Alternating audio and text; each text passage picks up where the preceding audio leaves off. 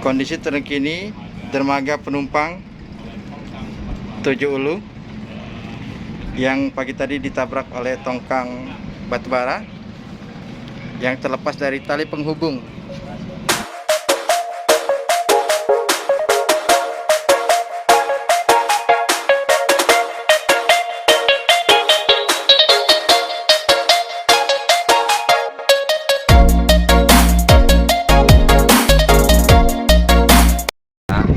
Dari Dinas Perhubungan bahwa ada tongkang yang ketika berlayar menyenggol ada dua tempat. Pertama, dermaga miliknya Kementerian Perhubungan yang masih dalam proses penyerahan asetnya kepada Dinas Perhubungan. Terus yang kedua, di Kampung Kapiten kita punya dermaga di situ, tetapi itu punya milik pemerintah kota. Dalam hal ini sebagai pengguna asetnya itu adalah Dinas Perhubungan pemakainya.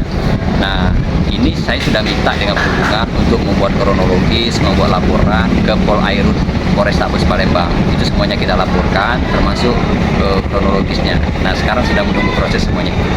Ya. Tindakan selanjutnya bagaimana Pak Ali?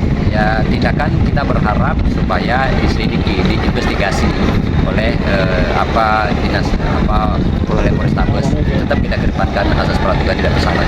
Ya. Terima kasih Pak.